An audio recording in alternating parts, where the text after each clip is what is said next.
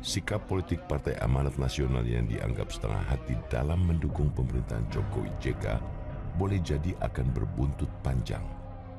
PAN dianggap sudah tidak sejalan lagi dengan upaya pemerintah saat ini karena sikapnya yang berseberangan dalam pengesahan rancangan undang-undang penyelenggaraan pemilu.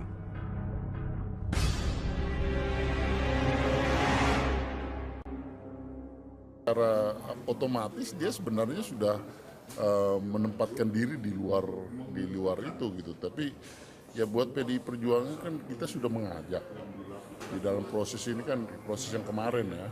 Kita sudah mengajak, kita sudah berbicara, berdiskusi panjang lebar.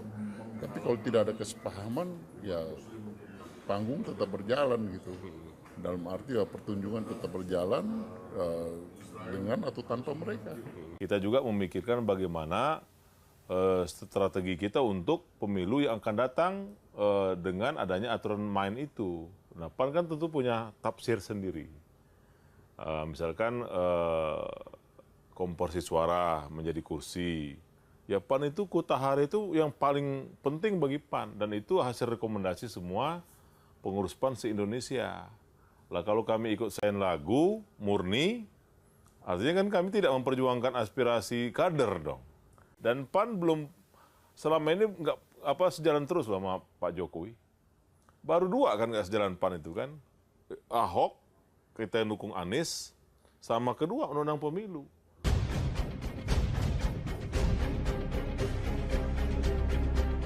Sejak polemik ini mencuat ke permukaan, para petinggi PAN makin intens melakukan pertemuan. Pada Rabu pekan lalu, mereka menggelar sebuah pertemuan tertutup di kantor DPP PAN di kawasan Senopati, Kebayoran Baru, Jakarta Selatan. Saat malam menjelang, satu persatu para petinggi partai mulai berdatangan.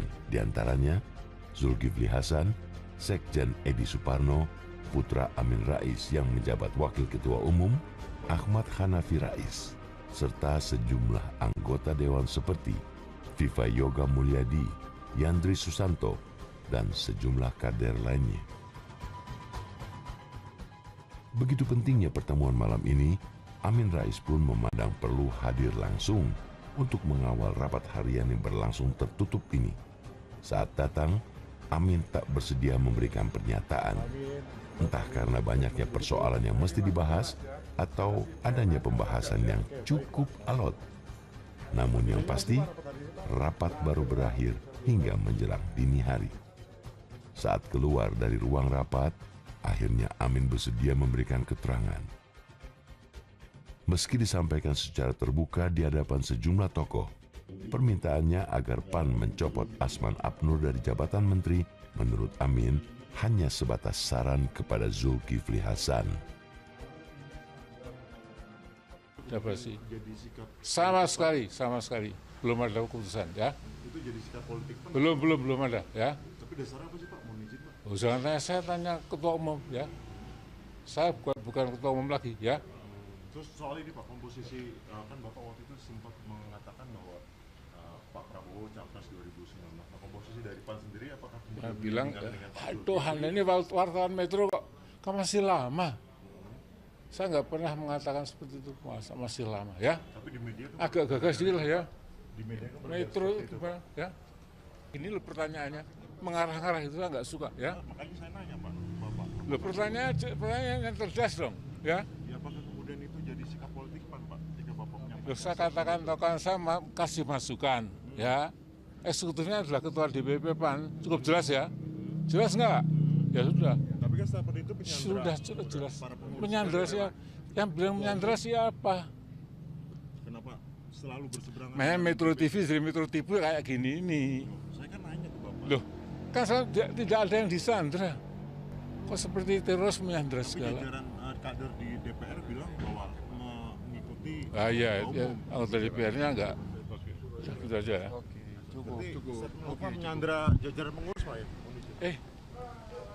Metro TV, kalau Anda ini gimana toh? Ya agak cerdas lah jadi wartawan ya.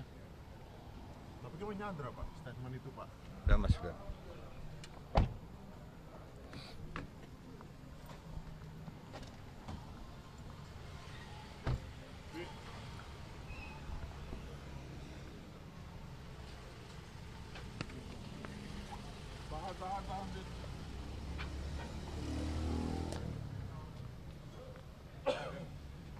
Apakah suara Pak Amin didengar atau tidak oleh PAN sendiri dalam bentuk kebijakan. Contohnya kebijakan untuk keluar dari kabinet atau tetap berada dalam kabinet.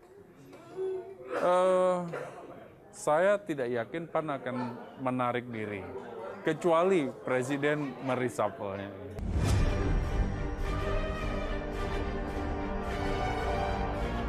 Meski partainya telah bergabung dengan pemerintahan Presiden Jokowi, namun Amin Rais tampaknya belum begitu rela.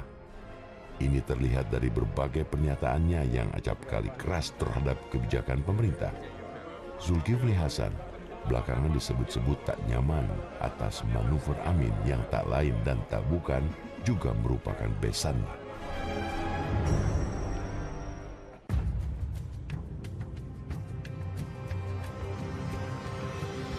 Kepada tim realitas, seorang pengurus harian DPP PAN membisikkan Zulkifli Hasan digadang-gadang tengah mempersiapkan diri untuk menduduki posisi kursi RI 2 pada pemilihan presiden 2019 mendatang.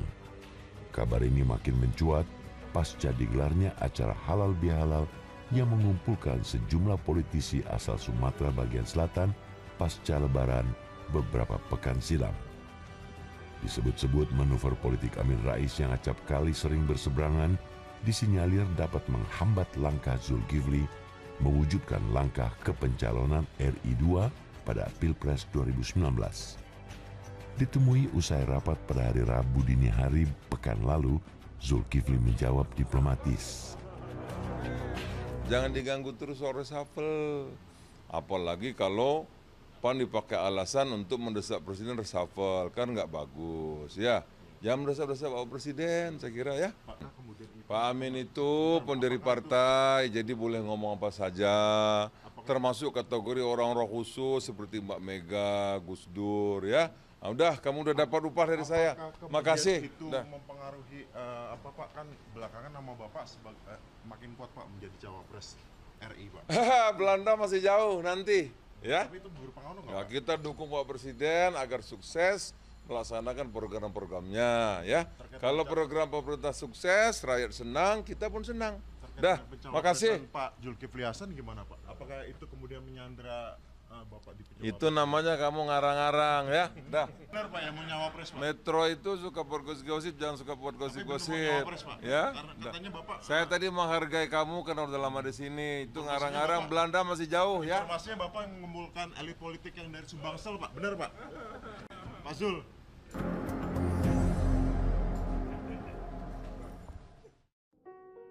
Meski bergabung dengan koalisi partai pendukung pemerintah, PAN bersama partai di luar koalisi seperti PKS, Gerindra, dan Demokrat justru memilih walk out dari ruang rapat paripurna pengesahan rancangan undang-undang penyelenggaraan pemilu. Lantas bagaimanakah nasib PAN di koalisi pemerintah? Benarkah terancam dikeluarkan? Realitas segera kembali.